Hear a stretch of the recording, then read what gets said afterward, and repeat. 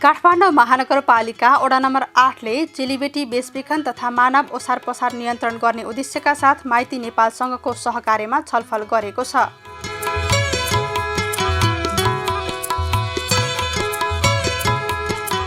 कार्यक्रममा काठमाडौँ महानगरपालिका वडा नम्बर 8 का वडा अध्यक्ष आसमान सङ्गतले महिला बेचबिखन विदेशमा मात्र होइन देशभित्रै पनि भइरहेको र आफ्नै घर परिवारमै पीडित हुने अवस्था बढ्दै गएकाले विशेष गरी महिला र बालबालिकाहरूको सुरक्षामा संवेदनशील भई सबैको ध्यान र संयुक्त प्रयास आवश्यक रहेको बताउनुभयो। हामी प्रत्येक जना हामी घरमा पनि पीडित नै हुन्छ।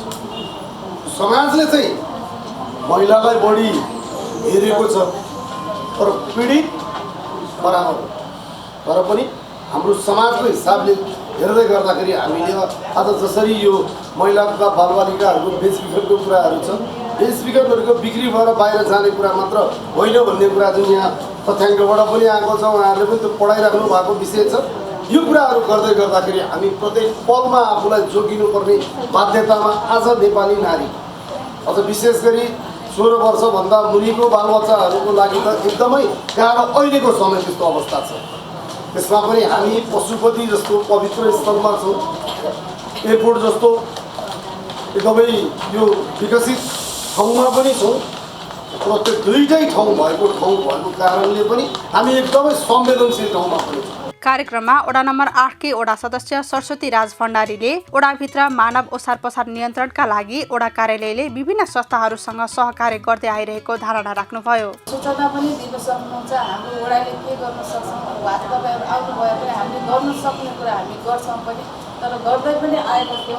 मैले अब हिजो मात्रै एउटा हाम्रो त्यो सानो चिया खाजा घरमा चाहिँ मैले चाहिँ टाइममा जान्थेँ, हेर्न जान्थेँ। अनि यहाँ जताभावी चाहिँ तपाईँहरू भाइहरू चाहिँ काम गरेर खानुभएको छ, काम गरेर खानुहोस्, राम्रो काम गरेर खानुहोस्।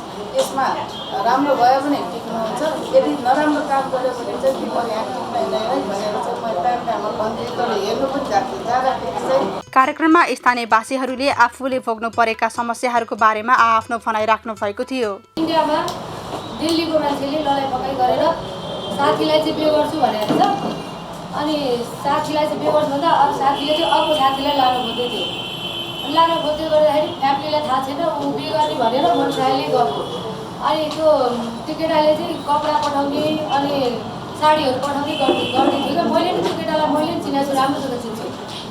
अनि त्यस्तै गर्दै जाँदाखेरि अब ऊ प्रलोभनमा पऱ्यो। 13 वर्षको नानीलाई अब उ गर्दै हुनुहुँदो रहेछ, भनौँ न बलात्कार गर्दै हुनुहुँदो रहेछ। त्यो बलात्कारै हो कि।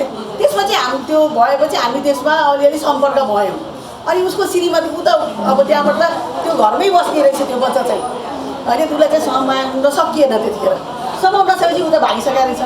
अनि उसको श्रीमतीलाई समायो। मेन चाहिँ त्यो हो कि मेन ट्विस्ट चाहिँ श्रीमतीलाई समाएपछि ऊ चाहिँ झापाको त्यो उसमा गइसकेको रहेछ, बोर्डर चाहिँ पार गरेर हिँड्छ, उसलाई त्यहाँबाट समाएर ल्याइयो। वडा स्तरीय मानव बेचबिखन तथा ओसार पसार नियन्त्रण समिति र माइती नेपालका प्रतिनिधिहरूबीच समाजमा हुने सम्भावित मानव बेचबिखन रोक्न अपनाउनु पर्ने सजगताबारे छलफल गरिएको थियो।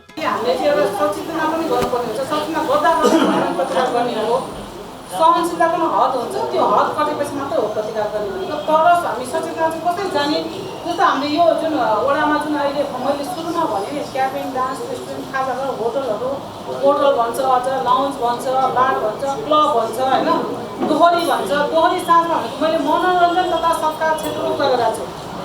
मनोरञ्जन तथा सत्कार क्षेत्रमा तपाईँ हामी जाने मनोरञ्जन सत्कार भन्ने बित्तिकै बुझ्नुहुन्छ त्यो शब्द कति मिठो छ के भनौँ, तर त्यो मिठो शब्दलाई चाहिँ नमिठो बनाउने के भन्दाखेरि चलन भयो।